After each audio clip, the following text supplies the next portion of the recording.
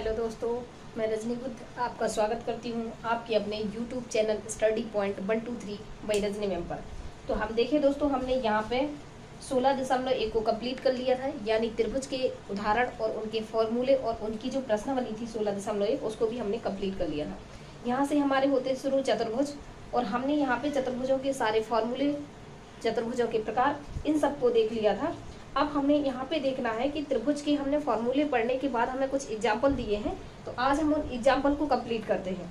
तो यहाँ पे हमें फर्स्ट एग्जाम्पल दिया है कि एक समांतर चतुर्भुज का क्षेत्रफल ज्ञात कीजिए जिसका आधार 5.8 सेंटीमीटर और उसकी भुजा से आधार पर लंब जो है वो कितना दिया गया है, 2.2 सेंटीमीटर।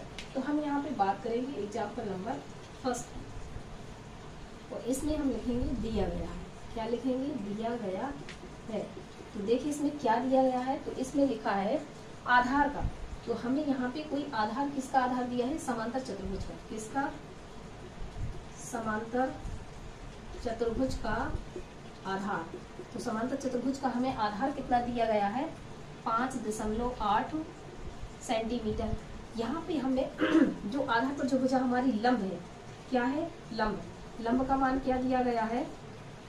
लंब का मान हमें दिया है 2.2 सेंटीमीटर। हमसे क्या पूछ रखा है? हमसे इसका क्षेत्रफल पूछ रखा है। तो हम यहाँ पे क्या लगाएंगे? हम लगाएंगे समांतर चतुर्भुज का क्षेत्रफल बराबर क्या होता है? तो समांतर चतुर्भुज का क्षेत्रफल होता है लंबाई, क्या होता है? लंबाई गुणे ऊंचाई, या हम यहाँ पे बोल सकते हैं आधार गुणे ऊंचाई। क्या होता है? आधार गुणे ऊंचाई भी लगा सकते हैं। तो यहाँ पे हमें आधार का मान कितना दिया है? 5.8। ऊंचाई का मान हमें कितना दिया है? 2.2। तो हम इसको सॉल्व करते हैं। देखिए, तो हम यहाँ पे इसका मल्टीप्लाई करना देख ले रहे हैं। यहाँ पे देखिए कितना हो जाएगा? 5.8, यहाँ नहीं, यही देखिए, इस साइड में देख लीजिए, 5.8 गुणा 22.2। तो 8 दूनी 16 के 6 सलाइए, 5 दूनी 10 11 गुणा 8 दूनी 16 के 6 सलाइए, 5 दूनी 10 11। तो हमारा आंसर आ जाएगा 6721, यानी 1276। कितना आ गया? 1276। अब आप ध्यान दीजिए कि यहाँ पे हमें 2 अंक बाद दशमलव भी लगाना है। क्या करना है?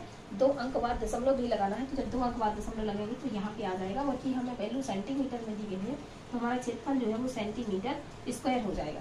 तो आशा करूंगी कि आपको एग्जाम्पल नंबर फर्स्ट बेहतर तरीके से समझ में आ गया होगा। अब हम पढ़ेंगे एग्जाम्पल नंबर सेकंड, और देखते हैं कि हमें एग्जाम्पल नंबर सेकंड में हमसे क्या पूछा गया है। तो अब हम बात करते हैं एग्जाम्पल नंबर सेकंड की। Example number second, example number second में हमसे बोला गया है कि एक समचतुर्भुज के आकार के खेत के विकर्ण जो है 40 सेंटीमीटर और 80 सेंटीमीटर दिए गए हैं, तो इसका क्षेत्रफल हमको बताना है। हम यहाँ पे एग्जाम्पल नंबर 2 पढ़ेंगे और हम यहाँ पे देखेंगे कि हमें क्या दिया गया है। क्या दिया गया है? तो देखिए हमें यहाँ पे दिया गया है समचतुर्भुज। क्या दिया है? समचतुर्भुज का पहला विकर्ण। क्या? पहला विकर्ण। तो आप देखिए, हमने पहले विकर्ण को D1 मान लिया है, और इसकी जो हमें वैल्यू कितनी दी गई है? ये दी गई है हमें 40 सेंटीमीटर। कितनी? 40 सेंटीमीटर। यहाँ पे देखिए हमने दूसरा विकर्ण मान लिया है, दूसरा विकर्ण।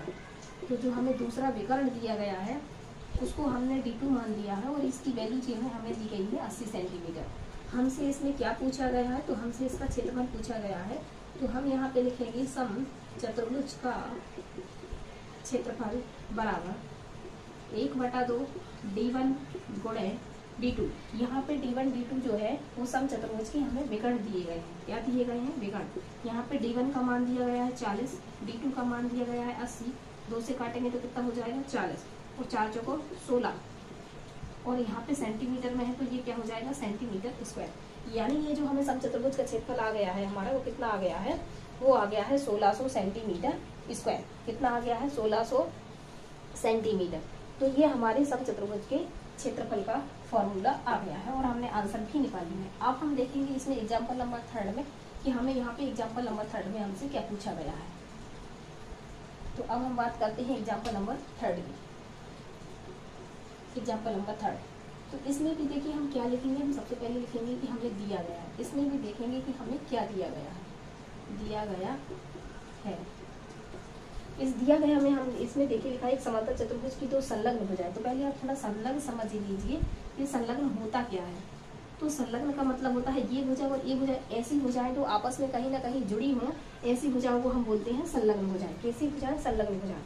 तो यहाँ पे लिखा है कि एक समचतुर्भुज के आकार में, ये हमने तीसरा वाला पहले लिख गया था, तो एक समांतर चतुर्भुज की दो संलग्न भुजाएं क्रमशः 3 सेंटीमीटर और 4 सेंटीमीटर हैं, उनके विकर्ण की लंबाई 5 सेंटीमीटर है।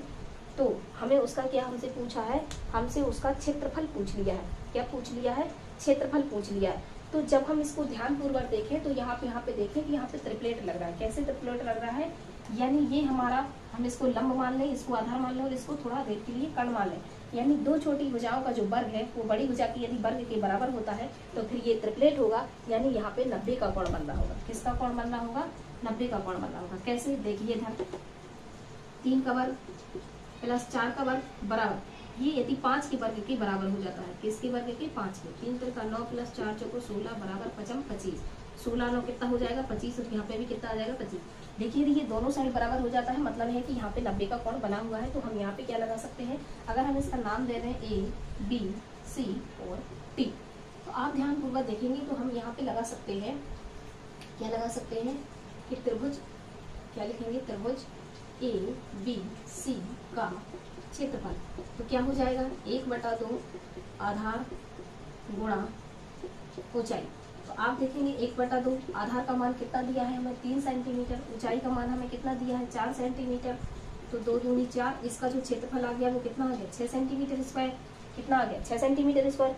अब जब आप इसे ध्यान से देखेंगे तो ये हमारा आधे त्रिभुज का क्षेत्रफल आ गया। हमें आधे त्रिभुज का क्षेत्रफल और निकालना है, यानी ये हो जाएगा चतुर्भुज का क्षेत्रफल बराबर, तो इसका 6 है, इसका भी 6 हो गया। टोटल मिला के कितना हो जाएगा? टोटल मिला के हमारा हो जाएगा 6 × 2 यानी 12 सेंटीमीटर स्क्वायर। तो देखिए आशा करूंगी आप एग्जाम्पल नंबर 3 को भी बहुत अच्छे तरीके से समझ गए होंगे। अब हम यहाँ पे पढ़ेंगे एग्जाम्पल नंबर 4 और देखते हैं कि हमें इसमें एग्जाम्पल नंबर 4 में हमसे क्या पूछा गया है और हमें इसमें क्या दिया गया है, हमें इसको किस तरीके से सॉल्व करना है, कौन से चतुर्भुज की हमसे बात की गई है। अब हम पढ़ते हैं एग्जाम्पल नंबर 4। तो एग्जाम्पल नंबर 4 को पढ़ते हैं और देखते हैं कि इसमें हमें क्या दिया गया है। तो इसमें लिखा उस समलंब चतुर्भुज का क्षेत्रफल ज्ञात कीजिए जिसकी समांतर भुजाएं j दी गई हैं और उनके बीच की दूरी हमें 18 सेंटीमीटर दी गई है। तो पहले आप समझिए इसमें समलंब चतुर्भुज देखिए होता कैसा है। तो समलंब चतुर्भुज कुछ इस आकार का होता है, कुछ इस तरीके से है हमारा समलंब चतुर्भुज।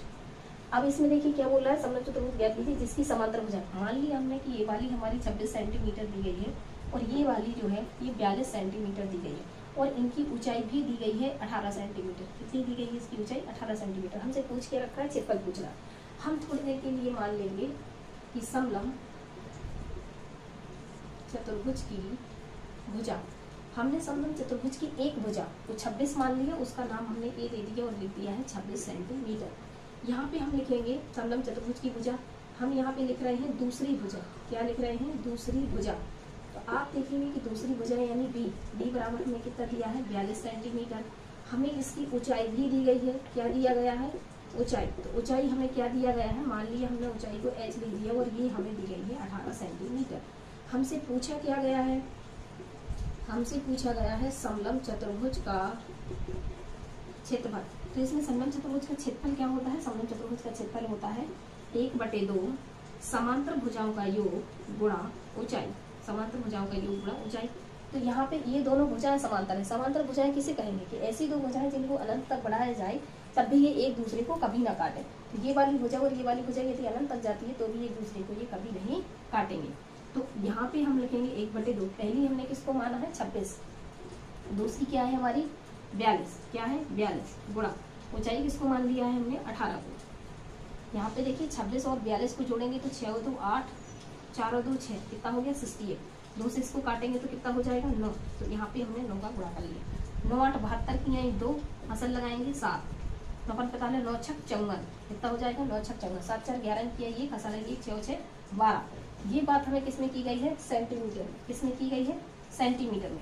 तो ये हो जाएगा हमारा सेंटीमीटर स्क्वायर, यानी इसका जो हमारा आंसर आया है वो कितना हो जाएगा?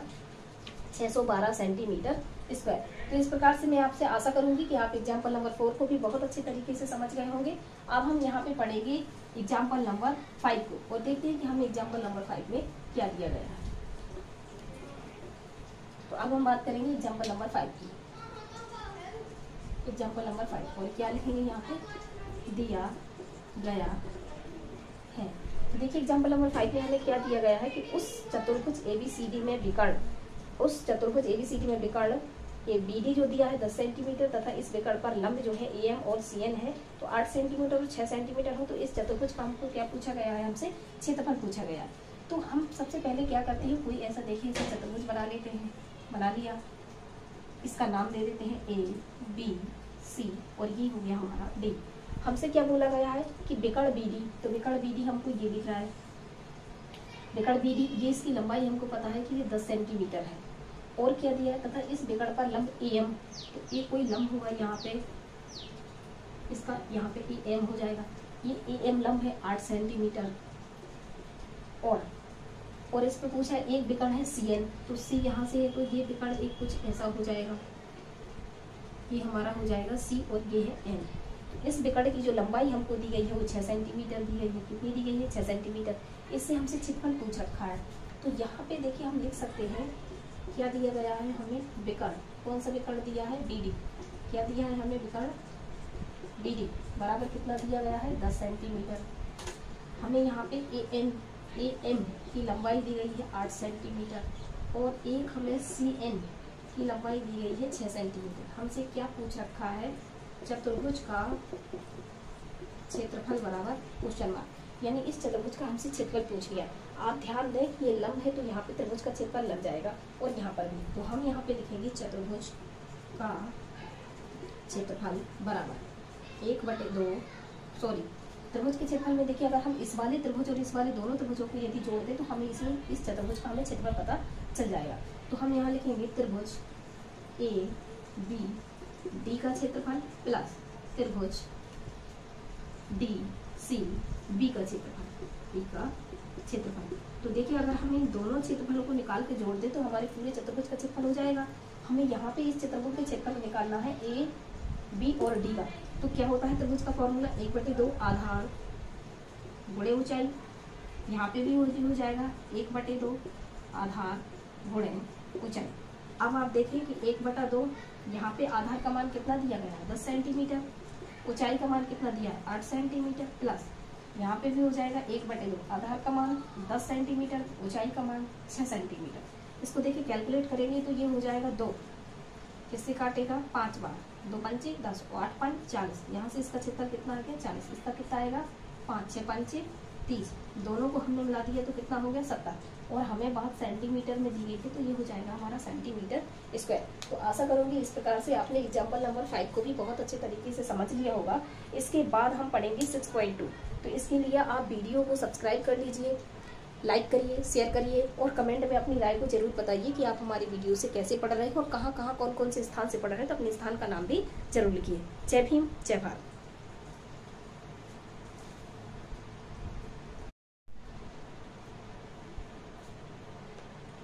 तो यहाँ पे हम पढ़ेंगे 6.2। तो हमने यहाँ पे पढ़ लिया है 16.2, इसके सारे क्वेश्चनों को इससे पहले हमने कंप्लीट कर लिया था। अब हम यहाँ पे देखेंगे प्रश्नावली, हम यहाँ पे पढ़ रहे हैं प्रश्नावली, कौन सी प्रश्नावली पढ़ रहे हैं हम यहाँ पे 16.2, इसके बारे में हम देख रहे थे। तो हमें यहाँ पे बोला गया है कि एक समचतुर्भुज के विकर्ण की लंबाई, तो हमें ये सही विकल्प का चुनाव करना है। तो देखिए यहाँ पे हमें देखना है सही विकल्प के बारे में, हमें किसके बारे में देखना है, सही विकल्प के बारे में देखना है। तो यहाँ पे इतना ज़्यादा डिटेल समझाने की मैं आपको कोशिश नहीं करूँगी, कि मैं आशा करूँगी कि आप पहले कुछ आपने सीख लिया है। तो इसमें लिखा है एक समचतुर्भुज के विकर्ण की लंबाई। इसमें देखिए अब थोड़ा शॉर्ट समझने की आप कोशिश करेंगे। तो इसमें लिखा है क्वेश्चन नंबर फर्स्ट है, क्वेश्चन नंबर फर्स्ट का पहला। तो देखिए क्वेश्चन नंबर फर्स्ट के पहले में लिखा है कि एक समचतुर्भुज के विकर्ण की जो लंबाई है वो क्रमशः D1 और D2 है, यानी जो समचतुर्भुज के विकर्णों की लंबाई दी गई है, यानी यहाँ पे हमने मान लिया कि D1 बराबर 10 सेंटीमीटर दी गई है और D2 बराबर हमको 20 सेंटीमीटर दी गई है। कितनी दी गई है, 20 सेंटीमीटर दी गई है। तो इसका क्षेत्रफल क्या निकालना है हमें, क्षेत्रफल। तो क्षेत्रफल बराबर हो जाएगा 1/2 D1 गुणे D2।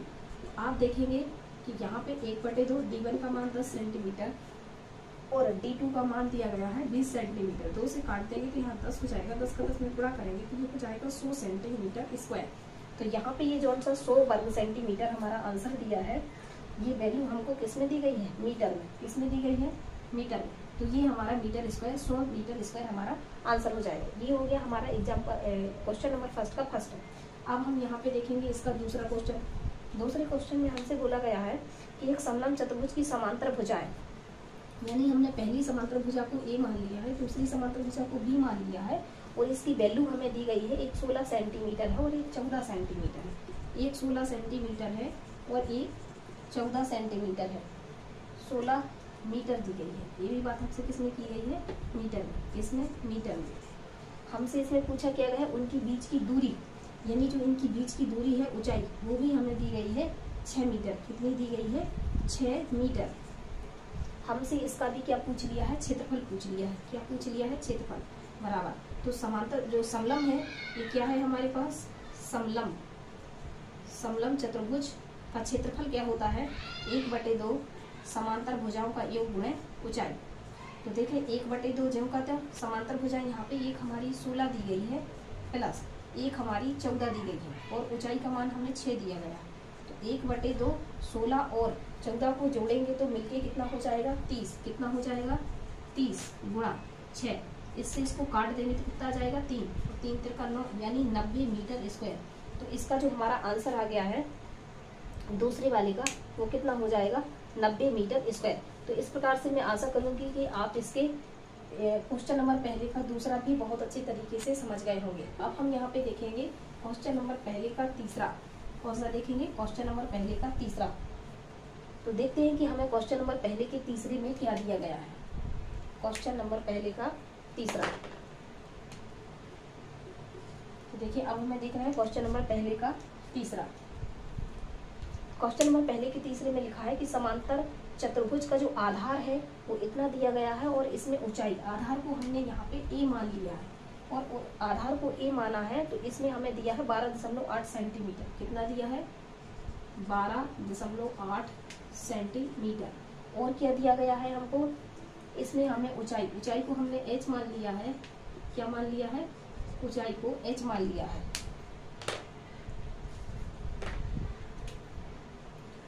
तो ऊंचाई बराबर हमें यहाँ पे कितनी दी गई है? ऊंचाई बराबर हमें दी गई है 3.5 सेंटीमीटर। 3.5 सेंटीमीटर। हमसे इसका एरिया यानी क्षेत्रफल बराबर क्वेश्चन मार्क है। कौन से चतुर्भुज की बात चल रही है? समांतर चतुर्भुज। आप यहाँ पे देखेंगे कि समांतर चतुर्भुज का क्षेत्रफल बराबर क्या हो जाएगा? आधार गुणे ऊंचाई। क्या हो जाएगा? आधार गुणे ऊंचाई। आधार का मान दिया गया है 12.8, ऊंचाई का मान दिया गया है 3.5। गुणा करेंगे हम तो कितना हो जाएगा? यहाँ पे देखिए अगर हम इसमें 2 का गुणा कर दें और यहाँ पे 2 का भाग लगा दें, यहाँ पे 2 का गुणा कर दें और यहाँ पे 2 का भाग लगा दें, तो देखिए क्या होगा। यहाँ पे अगर हम 2 का भाग लगा दें इस वाले में तो ये कितना हो जाएगा? 6.4। कितना हो जाएगा? 6.4। यहाँ पे 2 का भाग लगा देंगे तो 35 दूनी 70 बचेगा 7। अब हमें गुणा करने पर आसानी हो जाएगी क्योंकि दशमलव के बाद इस जीरो का कोई महत्व नहीं है। 7 चौको 28 में 8, हसल लगाएं 2 और 7 छंग 42 हो तो कितना हो जाएगा? 44 और 1 अंक बाद दशमलव है, यानी जो हमारा आंसर आएगा वो कितना हो जाएगा? हम लगा रहे थे तीसरा, तो तीसरे का आंसर हो जाएगा हमारा 44.8 वर्ग मीटर स्क्वायर। तो ये हमारा आंसर हो गया क्वेश्चन नंबर पहले का तीसरा। अब हमें देखना है क्वेश्चन नंबर पहले के चौथा। कौन सा देखना है? क्वेश्चन नंबर पहले का चौथा कि हमें क्वेश्चन नंबर पहले के चौथे में हमसे क्या पूछा गया है। तो चलिए अब हम बात करते हैं क्वेश्चन नंबर पहले की चौथे की। क्वेश्चन नंबर पहले का चौथा हमसे लिखा है कि ललिता के समचतुर्भुजाकार खेत है। खेत कैसा है हमारा? समचतुर्भुज के आकार का। इसका क्षेत्रफल हमको दिया गया है 2200 वर्ग मीटर है और इसमें से एक बिकड़ की लंबाई 100 मीटर है, तो दूसरे बिकड़ की लंबाई हमसे पूछी गई है। ये कौन सा चतुर्भुज दिया है? समचतुर्भुज। समचतुर्भुज का क्षेत्रफल इस बार हमको दिया गया है। कितना दिया गया है? 2200। कितना दिया गया है? 2200 मीटर स्क्वायर। ये हमें दिया गया है। इसमें से एक विकर्ण यानी D1 का जो मान दिया है वो 100 मीटर दिया है।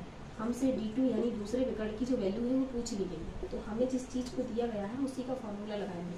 तो समचतुर्भुज का क्षेत्रफल बराबर क्या हो जाएगा? 1/2 D1 गुणे D2 बराबर 1/2 ज्यों का त्यों रखेंगे। हम यहाँ पे देख रहे हैं कि D1 का मान हमें 100 दिया है और D2 का मान हमको पता लगे, और यहाँ पे जो हमें क्षेत्रफल की वैल्यू दी गई है वो कितनी दी गई है? 2200। कितनी दी गई है? 2200 मीटर स्क्वायर। इससे हम क्या करेंगे, इसको काट देंगे। इसको हमने काटा, जैसे हमने इसको यहाँ पे काटा तो आप देखेंगे अब ये क्या हो जाएगा, 2200 बराबर 50 गुणे D2। अब क्या हो जाएगा यहाँ पे, D2 बराबर हो जाएगा 2200 बटे क्या आ जाएगा 50। ये 0 से 0 काट देंगे तो D2 बराबर कितना हो जाएगा, 5 को 20 और 5 को 20 44 मीटर। तो ये जो हमारा आंसर है आप देख सकते हैं, ये जो हमारा आंसर है ये हमने क्वेश्चन नंबर पहले का तीसरा कंप्लीट कर लिया है, जिसमें हमारा आंसर आया है 44 सेंटीमीटर। तो हमने किसको पढ़ा है, ये पढ़ा है हमने क्वेश्चन नंबर चौथे को। हमने किसको कंप्लीट कर लिया है, चौथे वाले को। किसको कंप्लीट कर लिया है, चौथे वाले को। अब हमें देखना है इसका क्वेश्चन नंबर 5वां कि हमें क्वेश्चन नंबर 5वें में हमसे क्या बोला गया है। अब हम बात करेंगे क्वेश्चन नंबर 5वें की। तो देखिए यहाँ पे क्वेश्चन नंबर 5वें में लिखा है कि उस समलंब चतुर्भुज का क्षेत्रफल ज्ञात करने का सूत्र बताएं। तो आपको पता है कि समलंब चतुर्भुज के क्षेत्रफल का सूत्र क्या होता है, किसका, समलंब चतुर्भुज का क्षेत्रफल कितना हो जाएगा, एक क्षेत्रफल बराबर 1/2 समांतर भुजाओं का योग गुणा ऊंचाई। ये हो जाएगा हमारे समलंब चतुर्भुज के क्षेत्रफल का सूत्र। इसे हम शॉर्टकट में लिख सकते हैं 1/2 A + B गुणा H, जहाँ पे AB हमारी क्या है, समांतर भुजाएं। जय भीम, जय भारत।